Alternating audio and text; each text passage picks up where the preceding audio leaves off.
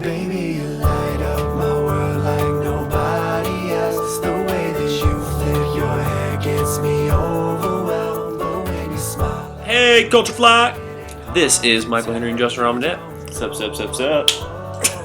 don't know you're beautiful. If only you saw it. Well, I'll tell you what. I do remember that when I met you, we met on the Texas Tech drum line.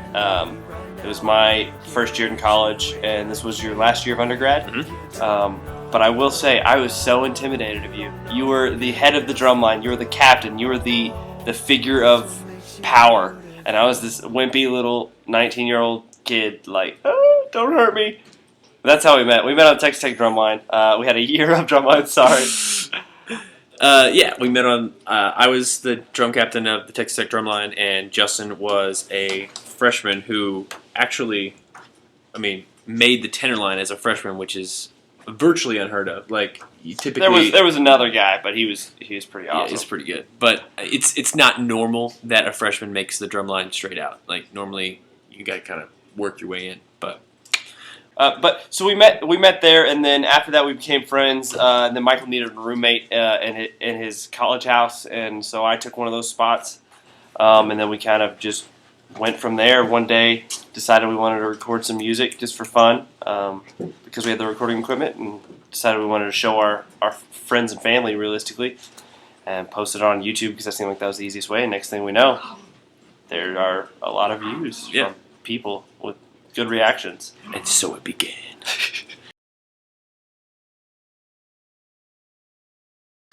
We actually do.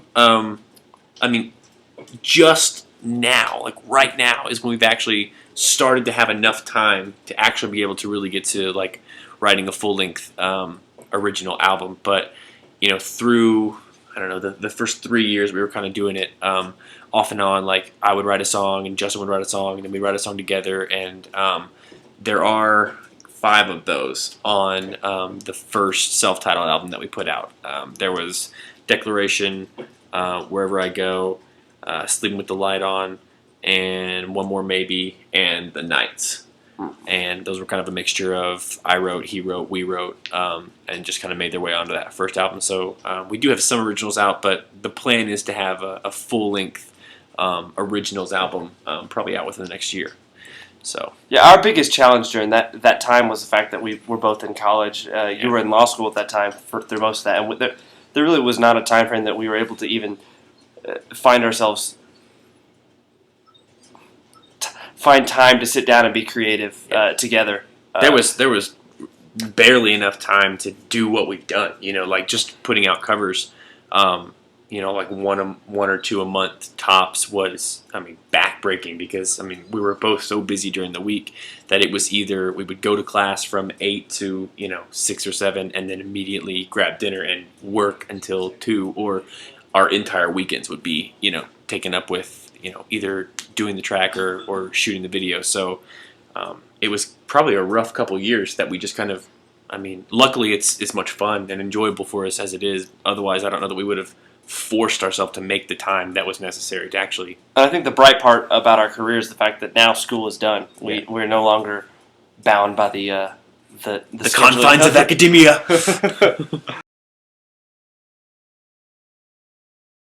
I think I would describe us as kind of an acoustic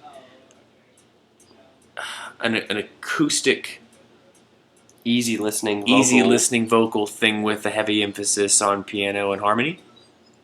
That's all I got for you. That seems pretty great. Yeah, it's a weird niche. And it definitely is a niche. I remember when we started out, one of the reasons that I kind of attribute the success that we got at the beginning, attribute that to, is the fact that we were realistically at that time the only 2 people in the world sitting at one piano singing songs together. And realistically, we were the only 2 like male duos since Simon and Garfunkel. Mm-hmm. There hasn't been a lot of that, and so we had very quickly had our own niche and home base that was very much ours and no one else's. Yeah. And so that really helped out during the starting. I feel like that's a backwards way of asking who are your favorite artists. Mm-hmm. Or, it could also mean like who inspires you like in life. Mm-hmm.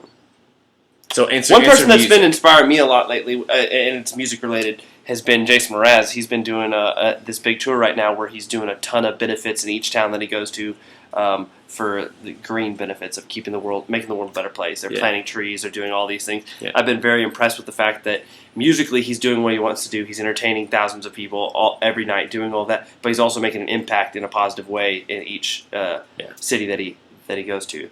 I feel like most people have that duty and don't even realize it. Like if you have notoriety, you have a duty to do something with it. Do something positive. So it's always uplifting, I think, to see people with great fame and fortune, or all the above, do something impactful with it. So well, then let me ask this question then. So what if you were to name 2 of your favorite artists right now? Let's do that too as well. I really love John Mayer, and I mean we kind of share that love for John Mayer, and I think it probably influences a lot of what we do just based on the actual makeup and quality of the music and the song itself. I mean, we can take a song that's on the radio that's very poppy and very, I mean, in our eyes, just kind of not a lot of time and effort and care was taken in writing and arranging and putting that song out there. It's catchy, and that's why it works, but we don't feel like a lot of care was put into it. So I think one thing that we do, and I think one thing that John is very good at, is taking a song, and in John's instance, he writes them, but he takes a whole lot of care in the music and in the like every note that is in there was specifically chosen. It wasn't there to be a filler or anything. That note was there for a certain reason. Yes, exactly. And that word was there for a certain reason. Right. Those types of things. And I completely agree with that. And I think we try to do that a lot, even in just the stuff that we cover. I mean, we can take a song by Jason Derulo, and turn it into this very heartfelt song. And when you listen to the original, that is not the vibe you get. But I think it just comes from, we really like to put a lot of care and emphasis and thought into what we do. And hopefully that comes across to the people listening. It's funny that you mentioned that, because we just got done releasing 2 collaborations in the past month and a half with Alex Goot and then Jake Coco, who also, like us, are kind of, I guess we're known as kind of YouTube musicians, people that kind of make their notoriety through YouTube and music. So we're good friends with them, and they're really really great musicians, and both of those guys in particular are really good producers in and of themselves. Well, and one of the coolest things about that was YouTube reaches so far around the world that we were then able to collaborate with these people. For example, Alex Goot and Jake Coco, but we were able to travel to LA, which we'd never been to California, either of us. Nope. And we were able to travel to New York City, and we'd never even been to New York. So that it's just been a blessing on our end to kind of get to experience the world and see different cultures and just be blown away by the fact that there's what we're doing all around the world, but in its own uniqueness everywhere. Right. It's kind of a camaraderie thing. It's definitely a group of people that are known as kind of the higher echelon YouTube musicians. So they're really great people, and we've been thrilled to work with them. I feel like we owe everything to YouTube. Like, we wouldn't be anywhere without it. YouTube's changed the world.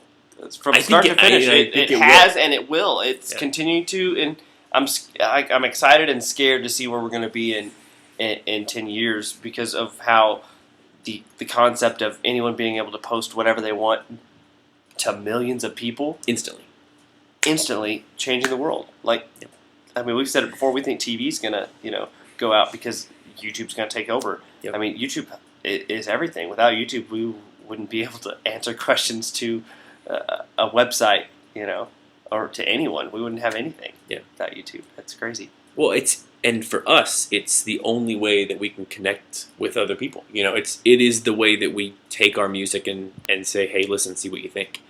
That's how we got started. We didn't even plan on it. We were trying to show our friends and didn't know another way to do it except to, hey, post it on YouTube so that they can see.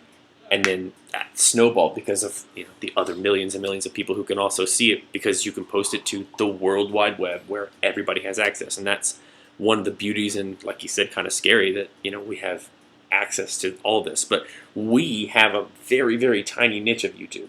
Like music, especially like YouTube covers and stuff like that. Like it's relatively small compared to everything else that's on YouTube. So YouTube is so much bigger than what we do, but even in just our small like corner of YouTube, it's huge. It's I think it's the reason we're able to do what we do. So, yeah.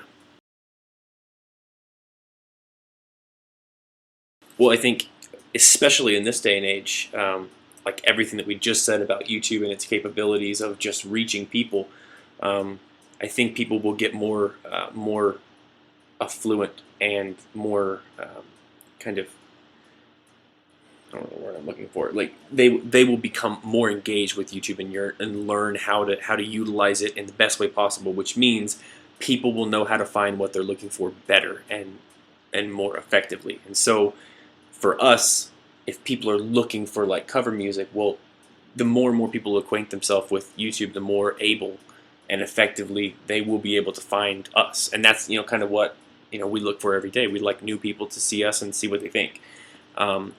So with that huge capability that YouTube has, I mean, yeah, I would say in a heartbeat, that's one of the best ways that you can get noticed. And you hear it on the news all the time. I mean, Justin Bieber is famous for being taken from YouTube by a major label and turned into an overnight superstar. So I think he, like many others, and we know a lot of people that are kind of still doing the YouTube cover stuff, but have transitioned into a more like mainstream music career and not just YouTube oriented. So it definitely has the ability to transition you. And for a lot of people, it's all about exposure. They've got the talent, they've got the voice, they've got all of it. And that's why X Factor and American Idol are so successful, because they're ways of showing an average Joe to the rest of the world for the very unaverage Joe that he is.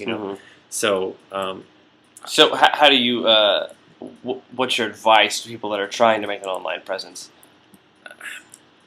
I feel like people like quality. I feel like in a lot of sense people like quality, and I think fortunately for us, we started using a webcam, but the audio sounded good, and that was what we wanted to. We weren't trying to entertain visually. We were trying to entertain auditorily. So I think put good stuff out there. I think that's the key, right? I mean, I completely agree. I think that realistically, there's always luck involved in those things. But realistically, if you're putting out good stuff, if your craft or whatever it is you're doing is good and it is doing benefit to the world, or that people need to see what you're doing, people will. Eventually, people will. You just have to keep posting videos. And the beautiful thing about social media now, and social media wasn't even as big when we started doing what we were doing. And now Twitter and Facebook control the world. And by control, I mean connect. So what's beautiful about Twitter and Facebook is that I think we gain new followers and new fans, and people find out about us every day because one of their friends posted it on their Twitter or one of their friends shared it on Facebook. So for us, that's huge. And so all of that's interconnected. YouTube can in one click post onto your Facebook, or vice versa with Twitter. I mean, all of that's interconnected, and it's just a way for people to share information. And so, just like you said, all you got to do is put up a good product and keep putting out good product. Someone will notice, and they'll think it's great. And if they think it's great, they'll share it with someone else and say, "Hey, look how great this is." And if it's actually great, and if then it's they're actually going great, to share it's it, going to and it's spiral. Just go the whole way. So, yeah, I think that's exactly how we got our start. I think people liked what we were doing and liked the music that we were creating and showed their friends. And that's, 3 years later, here we are. We get to do a video interview with, a site that's, bent on letting everyone know about good music and good art. So, I think it's huge. Well, we graduated months ago, so we're finally done with schooling. Immediate future, actually, relocation of our lives. We're looking at moving to a bigger metropolitan city in Texas, Dallas. Dallas, specific. to be specific. So that's our immediate futures. We're about to have a big change in life, lifestyle, and what we're doing. But realistically, we're doing it for the betterment of our career right now, of our passions. Trying to be in a better location for the music. And as for any tours, we don't have any yet. We're definitely working on that. We're trying to get our band together and get arrangements together. And I mean, Justin and I are kind of both very we like to have everything underneath us before we jump, So we're kind of make sure we've got everything in place before we make a move. So, we've been doing a whole lot of planning, and with the move coming up, we're trying to make sure that we take this time that we now have available, because we're not, shackled in the bonds of academia. and actually put out music consistently, and keep everybody who likes our music, keep them entertained with new stuff every couple weeks. But at the same time, also put together a band to kind of take that live setting to the next level. And in the meantime, we do like private gigs when they come in, and our website makes it that much easier for people to contact us and say, hey, we'd love to do you to have you come play for a fundraiser, or for a private party, or for a birthday party, or for a college or university. And so we have stuff like that that's also happening, along with trying to put together a band and something that we can actually put on a show. We don't ever want to just get up there and just play. Like if we're gonna do a tour, we're gonna do it for real. Mm-hmm. So we've been doing a lot of planning and preparation for that kind of thing. So we're thinking probably within the next year we'll definitely be looking at either some bigger live shows and or an actual full tour type thing. So.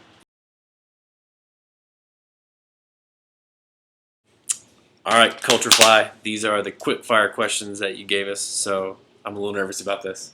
No hesitation. All right. Nailing this. My Heart Will Go On. Titanic, My Heart Will Go On. Okay. I'm thinking, like... That song's huge, and you know it. Well, that put me immediately to, like... Come on, it's quick-fire. I'm trying. You just gotta fire quickly. I'm blanking, dude. I was wanting to go with like a Disney song that I could think of, but obviously I don't want to write that song because I can't even think of it. This is a total fail. This is a fail. Would it be weird if I chose Will Smith? Because I really feel like that would be awesome. He could do a great job of me. He does a great job of everyone. Nobody could add more swag to Justin Robinett's life than Will Smith. I would say Robert Downey Jr. I love him. And I feel like he would add so much wit and sarcasm to my life that everyone would want to love me. It's hard to hate Robert Downey Jr. these days. It's true. He's Iron Man. John Mayer. Right. You just jam the whole time. Did I take yours? No. Well, I mean, I was thinking John, but I was like, band. All right, I'm not going to go with John because he's a solo artist. Let's go with the band. Oh, I see. Show me it. Let's just go with Paramore, dude. If I'm going band, I want to go hang out with Paramore, and I'll jam with Paramore. You just want to sing next to Haley Williams. That's I might really what be like, here's my number. Here's my number. Take it.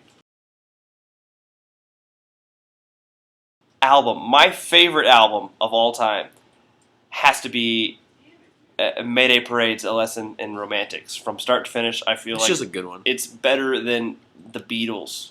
It's awesome. Start to finish, A Lesson in Romantics, Mayday Parade. I love when you have to answer first because then I get time to think. I would go with Thriller. I'm going to go with Jesus. I got some questions. I can't top that. Now that's been said. I'm going with Jesus too. We'll have a sit down with him. We'll just get some coffee. What's up, G? It's us. Oh man, I feel like the nightmares I always hate growing up, everything that I hated growing up had to deal with sharks. Like waters, I could always breathe underwater in these nightmares, and I was so scared because I was in slow motion, and these sharks just coming at me, and I'm like, and the sharks just coming at me. I know you got that reference. Okay.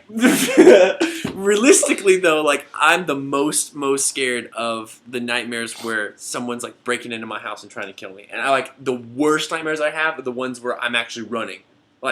And when you're running, are you in slow motion? I'm always in slow motion, and I can never talk to anybody. I'm like, no sound comes out. It's terrible. I can always run, but I don't feel like I'm running in slow motion. I just feel like he's got rocket boosters on him chasing after me. Every time I look back, he's gained he's 20 Usain feet. Bolt behind you, just yeah, that's what I'm saying. But those scare me. There was one in particular where I'm on the other side of the table. Juking him? Yeah, and every time I go left, he goes right, and it's stalemate. And he's got a knife, and I'm freaking out. Freaking out. Okay. You got me beat there. I was just scared of water. I'm just scared of sharks and water. I'm gonna go with Liar Liar. Okay. Can I go series here? Can I cheat this with the series? Is that allowed? Yes, It is allowed. Okay. I will. I'm gonna allow go that. with the new Batman series. Let's be real here. Gotta go one up me. I gotta be honest. I think the thing that I can't live without the most would be sound. Like I thought about being blind or being deaf before, and I would not. I would die if I was deaf. I would live if I was blind. If I was deaf, I would die. You just end it all? I would be done. I wouldn't even end it. It would just happen. The sound's gone. I'm just dead. That's what happens when the sound's gone. I could not live without music or Dang sound or just. I was gonna go with something trivial like I can't live without my phone.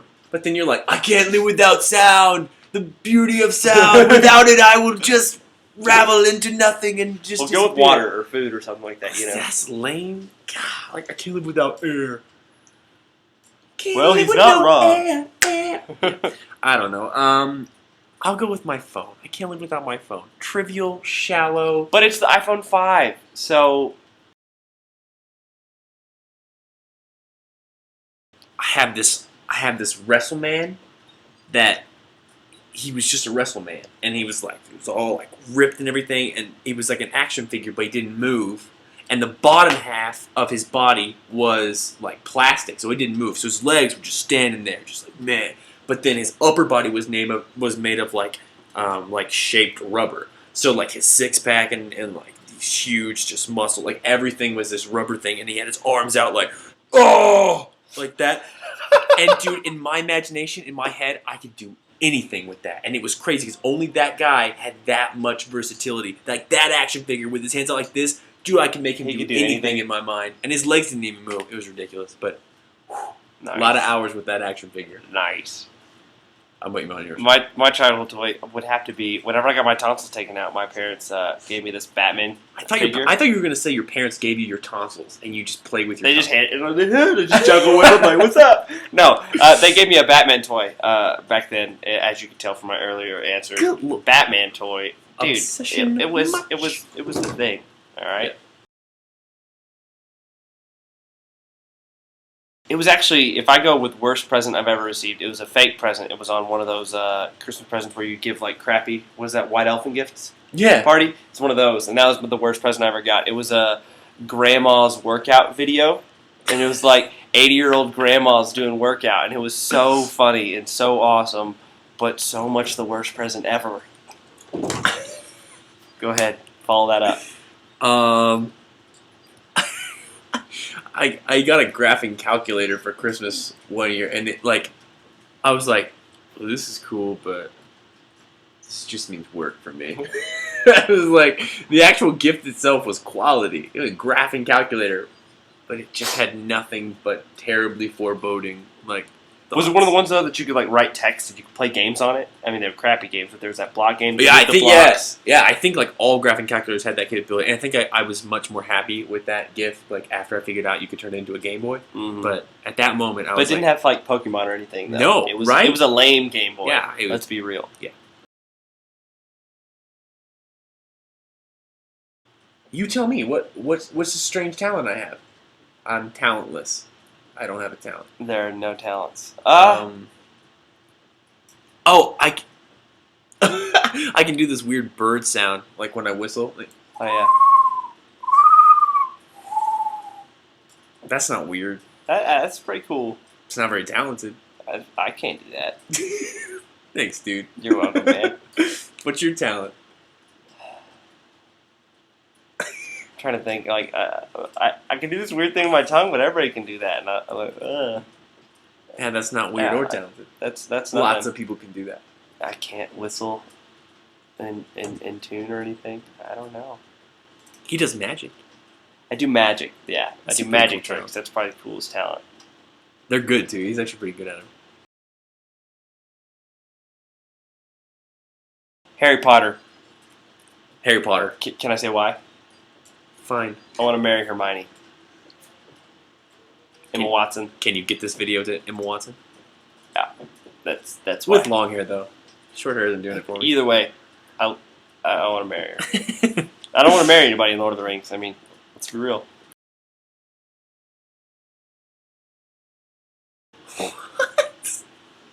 What? A cucumber. just real tall and real round. I'm 6'3", kind of fluffy. Cucumber. I don't know, dude. I was gonna go like I like apples, so I was gonna go with apples. Like apples can be delicious, but they also you can throw caramel on that. It's delicious. They Okay, can be we didn't green. say They can be favorite red. fruit. Like, which I'm not saying fruit do you favorite. I'm resemble? just saying you put caramel on me, and I can be delicious. That sounds really bad. I don't know. I would say celery. You know how celery has that little like hair out there, like a little thing at the yeah, top. like green at the top. That's kind of like your hair. Like All right, I can see that. whatever. Or I like, apple. I like green. Or an apple. Caramel. I only remember one joke that I actually like remember, and it was out of, I'm pretty sure, a Reader's Digest that Mom always had in our bathrooms, and so it was like the only thing at my disposal, so I would read them, and it always had like a joke section, and they really weren't all that great of jokes, but there was this one joke that made me laugh like out loud, and I don't even know why, and it might not even be funny to the like general public, but for me it was funny. And I've always remembered it, but it's the only one I can actually like recollect. All right, let's present this. Let's do this. But it's not like a one-liner; it's like a joke. Let's do it. All right, here we go. Start to finish. Okay, so this battleship was out in the middle of the night in just open water, and the captain of that battleship was had a long night, feeling kind of grumpy. So he's cruising along in his battleship, pitch black. They cruise like they this. cruise like this. What's up? Just one-handed. He's driving this boat, and out in the distance, in the complete blackness, he sees this one light. And he's like, I bet that's another boat out there. I ain't moving. It's coming right at me. I ain't gonna move. So he picks up his radio and he's like, this is the SS Battleship. I'm coming right at you. You're gonna have to avert your trajectory. You're gonna have to change position. I'm coming in that line. And he gets a, can't do that. It's not gonna work. You're gonna have to change your trajectory there. Captain's like, I'm on a battleship. He picks it up and he goes, I don't think you understand. I'm the captain of the SS Battleship, and I'm telling you right now, this is a direct command and order. You're gonna change your trajectory of your vessel. Not gonna happen. Okay, you change your vessel. We gonna get this. Okay, Dimension Battleship. So he gets the call back and he's like, yeah, roger on that. But it's not gonna happen. I'm not gonna be able to do that. So you're gonna have to probably avert your directional course here. At this point he's just livid and he's like, I am the captain of the SS Battleship. You will change your direction. I'm a battleship. And he gets the call back and he goes, I'm a lighthouse. It's your call. That's all I got. I don't know if it was funny or not, but I liked it. And I felt like the presentation of that was better than expected. It was really heartfelt. It was there. Yeah, it was like a Dane Cook monologue. It was good, though. I liked it. Awesome. Well, Culturefly, we've had a blast. Sorry if this was wordy and long-winded. And not very quick for a quick-fire questionnaire. But thanks for the interview. And God bless.